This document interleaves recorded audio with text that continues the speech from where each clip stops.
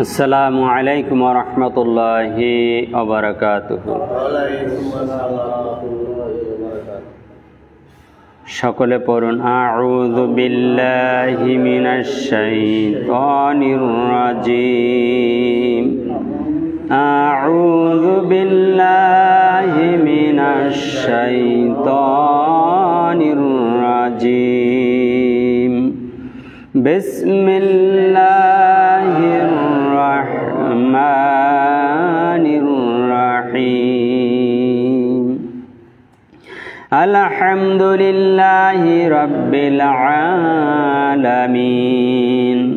ওয়াসসালাতু ওয়াসসালামু আলা রাসূলিহিল কারীম ওয়া আলা আলিহি ওয়া আসহাবিহি আজমাইন।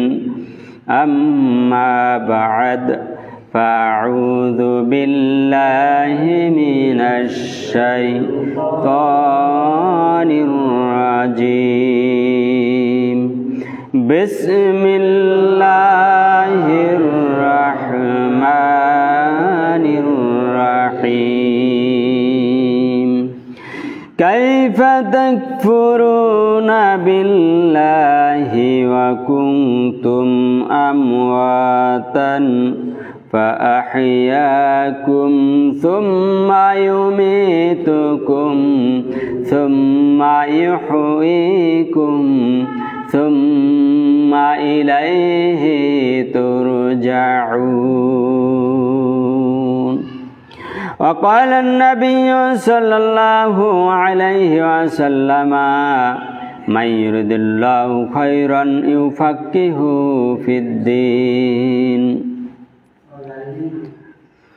وقال تعالى في شان حبيبه مخبرا وآمرا: إن الله وملائكته يصلون على النبي.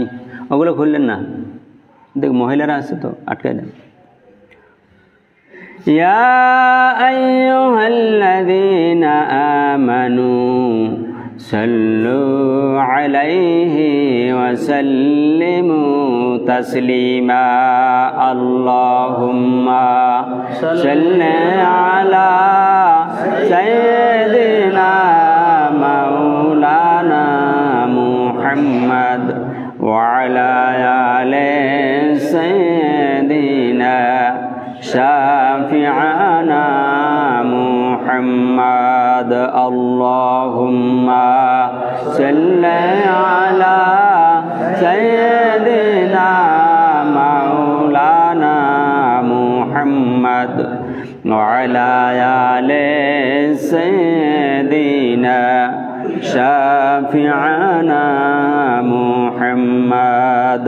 আরশ কুরসি লৌহ কলম সৃষ্টি যাহার উসিলায়, নিজে আল্লাহ খুশি হইয়া নাম রাখলেন তার হাবিবুল্লাহ। আল্লাহুম্মা সাল্লি আলা সাইয়্যিদিনা মাওলানা মুহাম্মদ ওয়া আলা আলি সাইয়্যিদিনা শাফি'ানা মুহাম্মদ। লা ইলাহা ইল্লাল্লাহ, লা ইলাহা ইল্লাল্লাহ, লা ইলাহা ইল্লাল্লাহ, লা ইলাহা ইল্লাল্লাহ। আরে সাদ্দাত জান্নাত বানাইনো, জান্নাত জান্নাত বানাইনো, মানের মতন সাজাইনো। হায়রে একটি কদম, একটি কদম রাখার আগে আজরাইল ধরায় পাঠাইলা। লা ইলাহা ইল্লাল্লাহ, লা ইলাহা ইল্লাল্লাহ, লা ইলাহা ইল্লাল্লাহু মুহাম্মাদুর রাসূলুল্লাহ সাল্লাল্লাহু আলাইহি ওয়াসাল্লাম। সম্মানিত অতিথিবৃন্দ, মুসল্লিয়ানে কেরাম, যুবকবৃন্দ, ছোট্ট ছোট্ট কলেজা টুকরা সোনামণিরা, ইউটিউব, ফেসবুক, বিহার সহ দেশ বিদেশ থেকে যারাই দেখছেন, সকলকে জানাই আমার আন্তরিক সালাম ও মোবারকবাদ। আসসালামু আলাইকুম ওয়া রাহমাতুল্লাহি ওয়া বারাকাতুহু। আপনারা সবাই কেমন আছেন? দীর্ঘ একটা সপ্তাহ পেরিয়ে আবারও জান্নাতের ফুল বাগিচায়, পরস্পর জান্নাতের ফুল বাগিচায়ও আল্লাহ কোরআন শরীফে যতটুকু জানি, পরস্পর মুখোমুখি হইয়া জান্নাতীরা বসবে এবং আনন্দ করবে, খাওয়া দাওয়া করবে।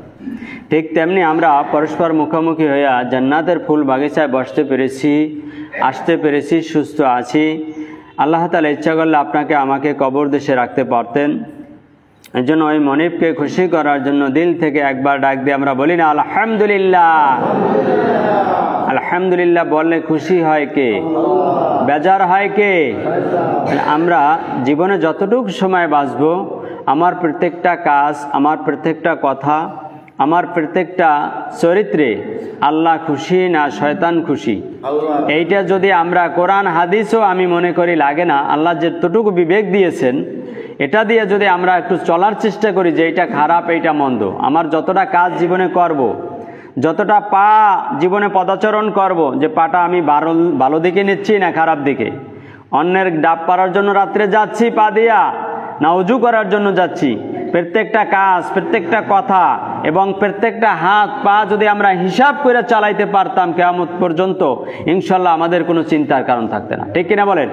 এজন্য আমরা আমাদের প্রত্যেকটা কথা, প্রত্যেকটা কাজ, প্রত্যেকটা পা, প্রত্যেকটা হাতের কাজ, এগুলো যেন আমরা হিসাব করে করতে পারি যে আমার করার আগে যে এই কাজটায় আল্লাহ খুশি না শয়তান খুশি।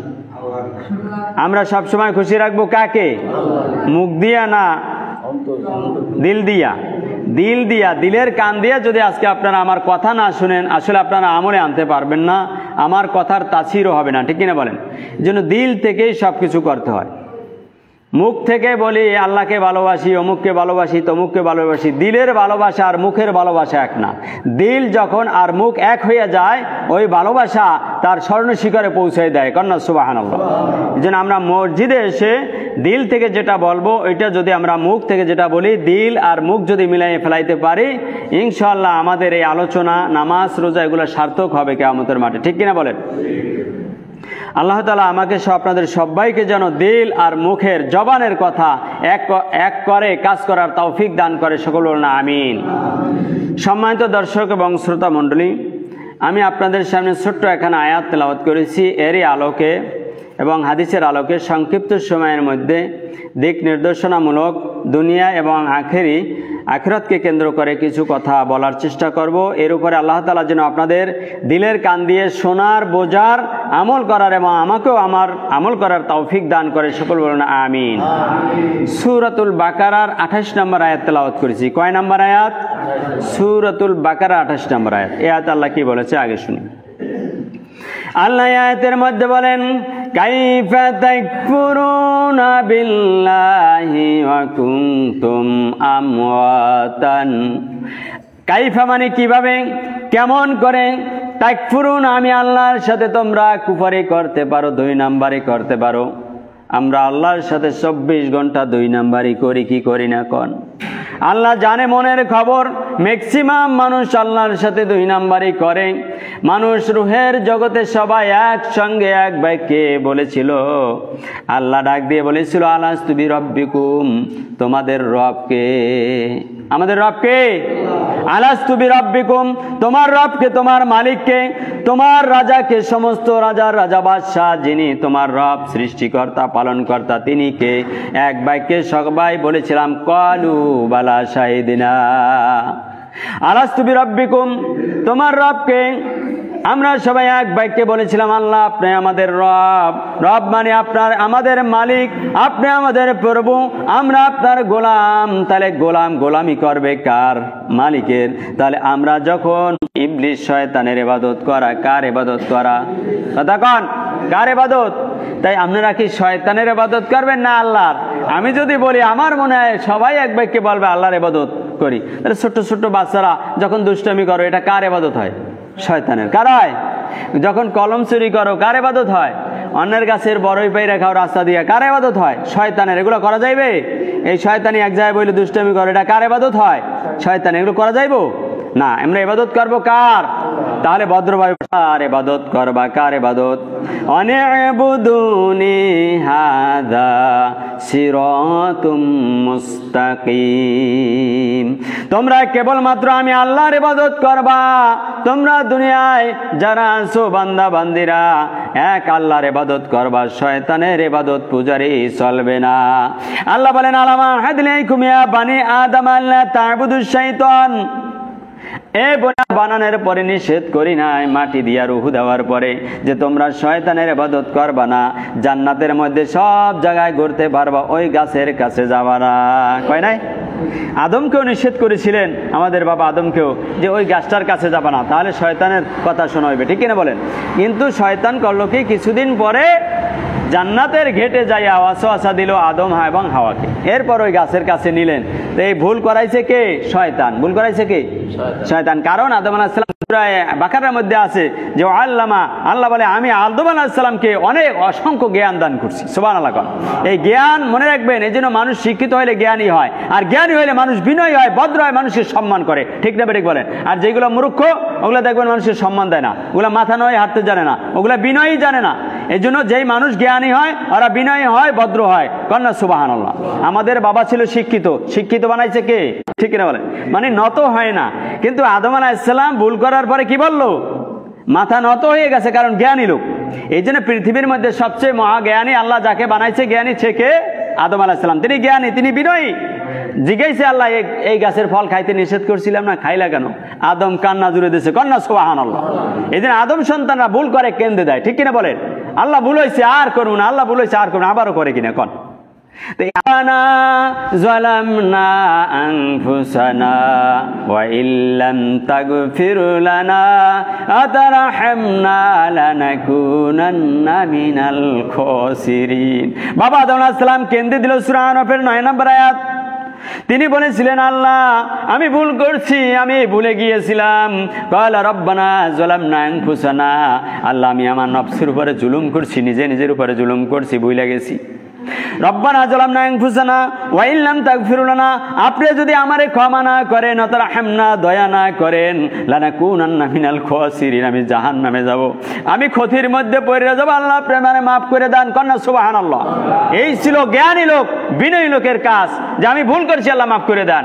আর আদম আলাইহিস সালাম কে যখন সিজদা দিতে বলল, সূরা বাকারার 30 নম্বর আয়াত থেকে পড়ে দেখুন, সামনে আছে 34 নম্বর আয়াতে, ওয়াইদ কুলনা লিল মালাইকাতি ইসজুদু লি আদম ফাসাজাদু ইল্লা ইবলিস, মিস্টার ইবলিস শয়তান। আল্লাহ তাআলা বলেন, যখন আমি ডাক দিয়ে আদমকে বানানোর পরে সবাইরে বলছিলাম সিজদা কর, ইল্লা ইবলিস, একমাত্র দেয় নাই কে? সব প্রাণী, সমস্ত, কেউর কথা শোনে না, কেউর বুদ্ধি লয় না, নিজেই যাবো যে এইটাই অনেক কিছু বোঝে অনেকে। ঠিক না বেঠিক বলেন? এটা এক প্রকার শয়তানের ওয়াসওয়াসা। মানুষের বুদ্ধি পরামর্শ নেওয়ার দরকার আছে না নাই? মানুষকেও যখন আল্লাহ বানাইবে দুনিয়ায়, আল্লাহ তো অলিরাল, সুপার পাওয়ার, তারপর আল্লাহ ফেরেশতাদেরকে ডাইকে জিগাইছে না ডিগায় নাই? কথা কন, জিগায় নাই? সূরা বাকারার 30 নম্বর আয়াত, ওয়াইদ ক্বালা রাব্বুকা লিল মালাইকাতি ইন্নী জাইলুন ফিল আরদি খলিফা, দুনিয়ায় খলিফা মানুষ বানাইতে চাই ফেরেশতারা, তোমরা কি বলো? ফেরেশতারা বলছিল, বিস্তারিত বলবো না, ওরা মারামারি করবে, রক্তপাত করবে, বানাইও না। আল্লাহ বলছে, আমি যা বুঝি তোমরা তা বুঝো না। কন্যা সুবহানাল্লাহ। তারপরও আল্লাহ পরামর্শ করছে কি করে না? কিন্তু আমরা আছি কিছু মূর্খ, যে নিজে যেটা বোঝে ওইটা অনেক কিছু, পরামর্শ নেয় না। বড় ভাই দরকার আছে না নাই? এভাবে যারা ইয়াং আছি তারাও যেন একটু পরামর্শ করে কাজ করি। একটা কাজে পড়ার আগে, একটা দিকে খারাপ দিকে যাওয়ার আগে, গাঁজাখোরের সাথে হাঁটার আগে চিন্তা করা উচিত যে এইটার সাথে হাঁটলে আমার কি অবস্থা হবে। আপনি তো সমাজে দেখতে পাচ্ছেন, প্রত্যেকটা সমাজে কিছু কিছু মানুষ মেন্টাল হয়ে গেছে। ঠিক না বেঠিক বলেন? সে এক সময় ভালো ছিল, আপনি কেন ওই মানুষগুলোর সাথে হাঁটেন? আপনার পরিণত ওই রকম হইতে পারে কি পারে না? কথা কন। এই মেন্টাল বন্ধ করেন, মেন্টালের সাথে হাঁটা। মেন্টালকে পারলে বুঝান। প্রত্যেকটা ওয়ার্ডে আমি দেখছি আমাদের এলাকায় আছে মেন্টাল হয়ে পড়ে আছে, এদের জীবন বরবাদ হয়ে যাবে। ঠিক না বেঠিক বলেন? মানুষ বাঁচে কয়দিন? দুনিয়া আখিরাতে আমরা শান্তি চাই কি চাই না? রব্বুল আলামিন সূরা বাকারার 201 নম্বর আয়াতের মধ্যে বলেন রব্বানা, পড়েন রব্বানা আতিনা ফিদ দুনিয়া হাসানাতাও ওয়া ফিল আখিরাতি হাসানাতাও ওয়া কিনা আযাবান নার। রব্বানা আতিনা ফিদ দুনিয়া, আল্লাহ দুনিয়া আমাদেরকে শান্তি দাও। এই কথা বলছে কে? আল্লাহ। ও বান্দারা দোয়া কর আমার কাছে হাত জাগাও, কন্যা সুবহানাল্লাহ। যেই গাছটা ভালো কইরা ধরে সার মারে ওইটাই ফসলও ভালো হয়, ঠিক কিনা বলেন? যেই গাছটায় ভালো হয় না ওই গাছটায় ফলনও ভালো দেয় না। যেই গাভীটা ভালো ওটা দুধও বেশি দেয়, ঠিক কিনা বলেন? আগে ভালো তারপরে দুধ, ঠিক না ঠিক বলেন? জান্নাতের দুধ খাইতে হইলে, জান্নাতের নাজ নিয়ামত পাইতে হইলে দুনিয়া ভালো লাগবে। দুনিয়ায় যেই মানুষটা ভালো হয়ে চলবে, কোনো মানুষকে কথার দ্বারা আঘাত দেবে না, হাতের দ্বারা আঘাত দেবে না, পায়ের দ্বারা আঘাত দেবে না, কলমের দ্বারা আঘাত দেবে না, বুদ্ধির দ্বারা আঘাত দেবে না, 5 ওয়াক্ত নামাজ পড়বে, মানুষের সাথে জুলুম করবে না, শিরক করবে না, বেদায়েত করবে না, নামাজ পড়বে, রোজা রাখবে, ভালো মানুষ হয়ে ইন্তেকাল করবে, ওই মানুষটাই পরকালে পেয়ে যাবে জান্নাতের ঠিকানা। বলুন না সুবহানাল্লাহ। এই জন্য আল্লাহ দুঃখ নিয়ে বলতেছে, আমার মনে হয় আয়াতটার মধ্যে আল্লাহ অনেক দুঃখ পেয়েছে যে ও বান্দারা, আল্লাহ বলে সূরা বাকারা 28 নম্বর আয়াতের মধ্যে, কাইফা তাকফুরুনা বিল্লাহি ওয়া কুনতুম আমওয়াত, তোমরা কিভাবে আমার সাথে কুফরি করো, নামাজের ওয়াক্ত হইলে নামাজ পড়ো না, তোমরা আমার একটা হুকুমও মানো না, আমার আল্লাহর কোরআনের আইন একটাও কেন মানছো না? কত কষ্ট কইরা আমি আল্লাহ পাক তোমাদেরকে সৃষ্টি করলাম, চিন্তা গবেষণা কইরা এই নামাজ ফরজ না 5 ওয়াক্ত নামাজ পড়া ফরজ, এটা ফরজে আইন আর এটা ফরজে কিফায়া। কিছু মানুষ এলাকার পড়লে সবার পক্ষ থেকে আদায় হয়ে যায়, জবাব দেওয়া লাগবে না, কিন্তু 5 ওয়াক্ত ফরজে আইন নামাজ না পড়লে আমারটা আমার জবাব দেওয়া লাগবে কি লাগবে না? কথা কন। এই জন্য আমরা ফরজের দিকে লক্ষ্য রাখছি না। এই জন্য আল্লাহ বলে, ও মানুষ তোমরা মৃত্যু ছিল, আমওয়াতান, তোমরা মৃত্যু ছিলা, দুনিয়ায় কেউ ছিল না, এক সময় আমরা ছিলাম। কথা কন। এই মানুষটার বয়স 80 বছর, তাই 100 বছর আগে ছিল উনি ছিল দুনিয়ায়। এই জন্য আল্লাহ বলে, তুমি মৃত্যু ছিলা, রুহের জগতে ছিলা, এই দুনিয়ায় তুমি ছিলা না। কিভাবে এরপর দুনিয়ায় আসছো? মায়ের গর্ভে 7-8টা মাস দুনিয়ার কোনো মানুষ খাবার খাওয়ায় নাই, আমি আল্লাহ তোরে খাওয়াইয়া তিলে তিলে বড় করছি। দুনিয়ায় কোনো জিনিস বানাইতে হইলে একটা ডাইস লাগে, ওই এই যে লোহা গলাইয়া একটা ডাইসের মধ্যে দিয়া পাতিল বানায়, ঠিক না ঠিক বলেন? যে কোনো স্ট্রাকচার বানাইতে হলে মেশিন লাগে, ডাইস লাগে। মায়ের পেটের মধ্যে তো মানুষ বানানোর কোনো ডাইস নাই, আছে? কথা কন, নারী বুড়ি ছাড়া। সেই মায়ের উদরের মধ্যে এত সুন্দর করে রক্তিম সূর্যের মতো একটা মানুষ, চোখের জায়গায়, নাক নাকের জায়গায়, কানের জায়গায়, কপালের জায়গায় আল্লাহ বলে বানাইয়ে দিলাম। এরপর তোরা আমার সাথে নেমুখ হারামি করো, এরপর একটা সিজদা দাও না, হাইয়া আলা, আমি আল্লাহর সাথে কিভাবে তোরা কুফরি করো, নেমুখ হারামি করো, কুফরি করো।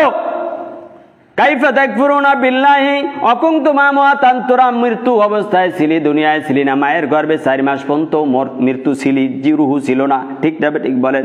পয়সা যাওয়ার কথা ছিল, পচো নাই, আমি আল্লাহ রাখছি। কাইফা তাকফুরুনা বিল্লাহি ওয়া কুনতুম আমওয়াতান সুম্মা ইউমীতুকুম, এরপর তোরে আবার মরণ দিলাম। কি মরণ দেবে না? কথা কর না কেন?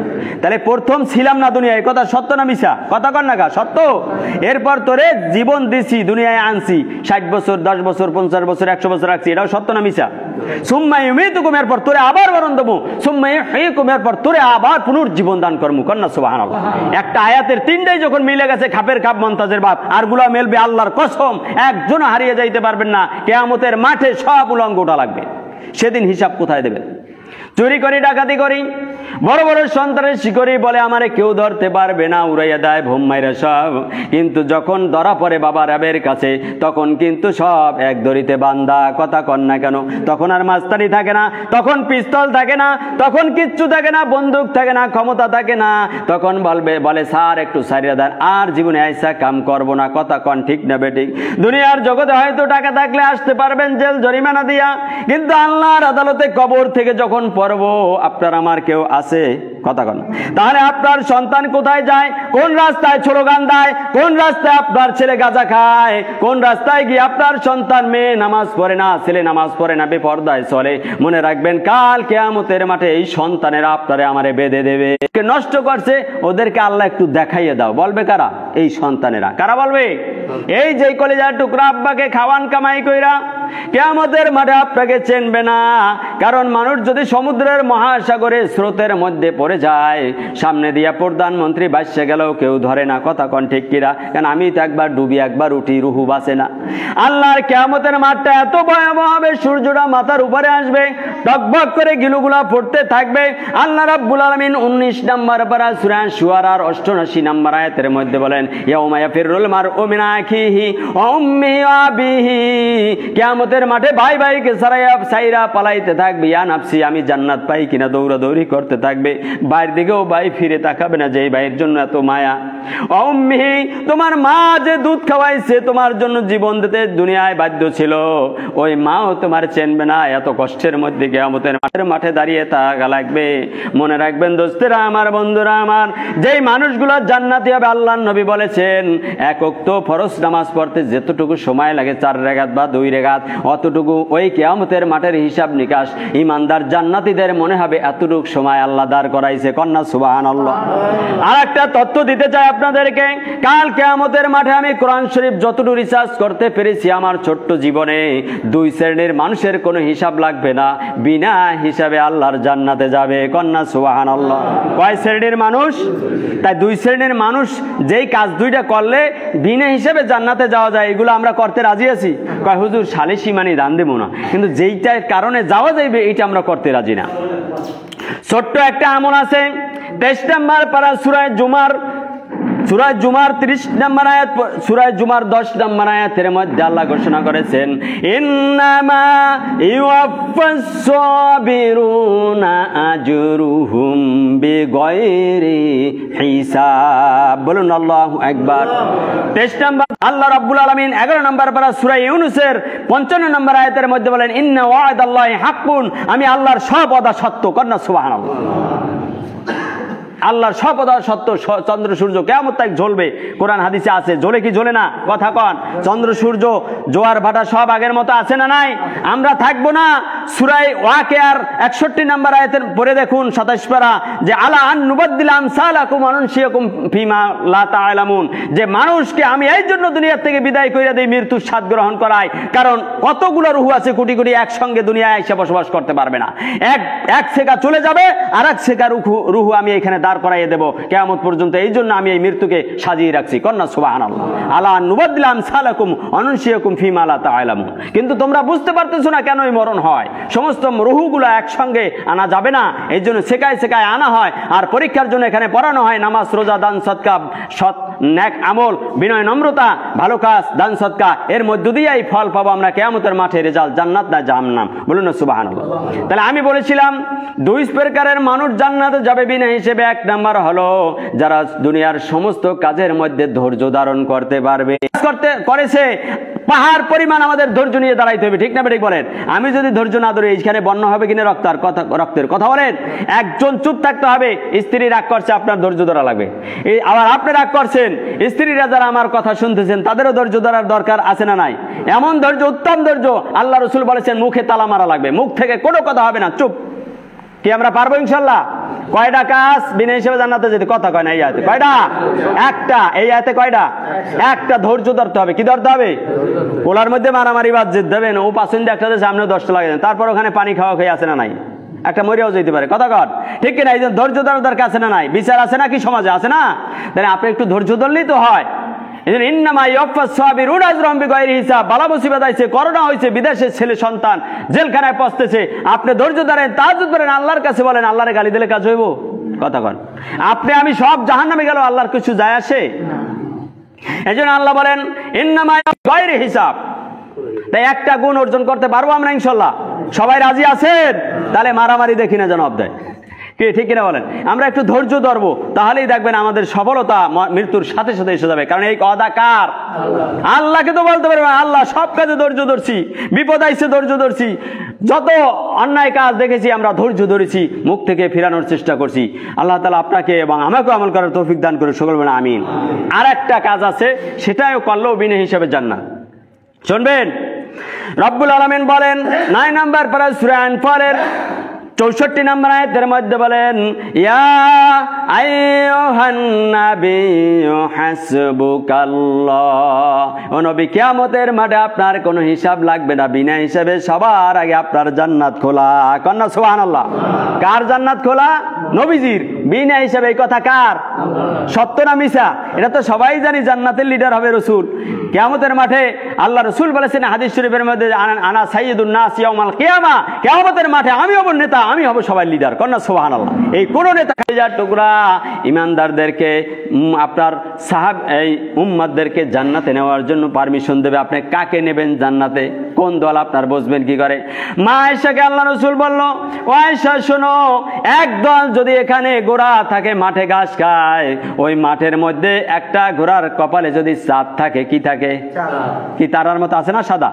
একটা ঘোড়ার কপালে যদি চাঁদ থাকে, তাহলে ওই ঘোড়াটাকে চিহ্নিত করা যায় কিনা? বলল হয়। কোটি ঘোড়ার মধ্যেও চেনা যায়। আমার যেই উম্মাত গুলা আমার কলিজার টুকরা হবে, জান্নাতি হবে, ওদের কপালে ওই রকম, ওদের হাতের মধ্যে উজুর পানির কারণে চাঁদের মতো ঝলমল করে জ্বলতে থাকবে। আমি রাসূল তাদেরকে দেখে দেখে জান্নাতে প্রবেশ করাবো। সুবহানাল্লাহ।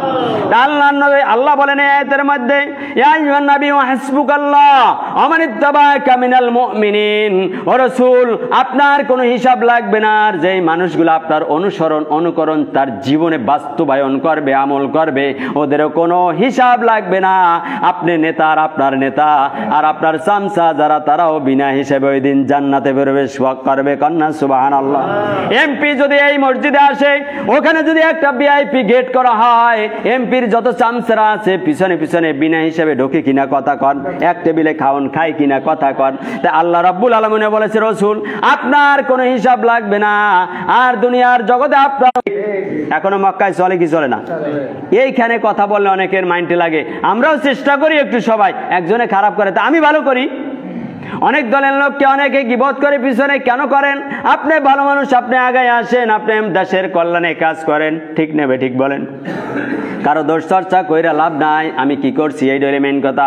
রব্বুল আলামিন 5 নম্বর পারা সূরা নিসার 59 নম্বর আয়াতের মধ্যে ঘোষণা করেছেন, ইয়া আইয়ুহাল্লাযীনা আমানু আতিউল্লাহা ওয়া আতিউর রাসূলা, হে ইমানদারগণ তোমরা আল্লাহ আল্লাহ রাসূলের আনুগত্য করো। আল্লাহ যা বলছে তাই শোনো। দুনিয়ায় বৈশা আল্লাহ যা বলছে, আল্লাহ দুনিয়ার মধ্যে খাড়াই রয়েছে। আল্লাহর কোরআন কথা কয় না। আল্লাহ যা বলছে মানে কি? আল্লাহর কোরআন যা বলে, এটা কার কথা? কথা কয় না, এটা কার কথা? কোরআন যা বলছে তাই শুনতে হবে, তাই করতে হবে। এই কথা কার? আল্লাহ। ইয়া আইয়ুহাল্লাযীনা আমানু আতিউল্লাহ, আল্লাহর অনুসরণ করো, অনুকরণ করো মানে কোরআনের অনুসরণ করো। আর রাসূল এইটা সুন্নাত এইটা করবেন। রাসূল যে কঠিন কাজগুলো করছে সেটা আমাদের করার দরকার আছে না নাই? কথা কর। রাসূল যা করছে রাসূলের অনুসরণ অনুকরণ করো। আতিউর রাসূলা ওয়া উলিল আমরি মিনকুম, আর তোমাদের মধ্যে যারা নেতা হবে, নেতৃত্ব দেবে, তাদেরকেও তোমরা অনুসরণ করবা। কথা কার? এখন এই জায়গায় কথা আছে, আতিউল্লাহ ওয়া আতিউর রাসূলা, আতিউ লাগাইছে, অনুসরণ করতেই হবে, মাস্ট বি। ওয়া আতিউর রাসূলা ওয়া উলিল আমরি মিনকুম, নেতার আগে আতিউ নাই। কথা কোন ঠিক কিনা? আতিউল্লাহ ওয়া আতিউর রাসূল ওয়া উলিল আমরি, এখানে আমরের আগে আতিউ নাই, নেতার আগে আতিউ নাই। তার মানে নেতার যে অনুসরণ করাই লাগবে, এটা আল্লাহ সরাসরি বলে নাই। হ্যাঁ, যদি সকল তাফসীরবিদরা একমত, যদি তার ভিতরে কোরআন হাদিস থাকে, ওই নেতার ভিতরে তার ভিতরে সুন্নাত তরিকা থাকে, আমল থাকে, নামাজ থাকে, রোজা থাকে, তার অনুসরণ করা ফরজ। এবং শ্রোতা মণ্ডলী, 1-1.5টা ওভার হয়ে গেছে। আজকে এ পর্যন্ত আমি যে কথাগুলো আজকে বললাম, এই কথার উপরে আমরা আমল করার চেষ্টা করবো। রাজি আছি? 1 নম্বরে আমরা শয়তানের ইবাদত করব না। কার ইবাদত করব না? আমরা কোনো শয়তানের পূজারি করব না। আমরা 24 ঘন্টা ইবাদত করব কার? তাহলে নামাজ যদি না পড়ি, এটা ইবাদত হয় কার? তাহলে নামাজ না পড়ে থাকবেন আপনারা, তাহলে ইবাদত হবে কার? শয়তানের। আর রোজা যদি না রাখি, ইবাদত হবে কার? মিথ্যা বললে ইবাদত হয় কার? অন্যের জমি জমা ঠকাই খাইলে ইবাদত হয় কার? ঘুষ খাইলে ইবাদত হয় কার? মিথ্যা বললে ইবাদত হয় কার? সুদ খাইলে ইবাদত হয় কার? প্রত্যেকটা কথা এবং কাজ হিসাব করে করবেন, যেটা আল্লাহ খুশি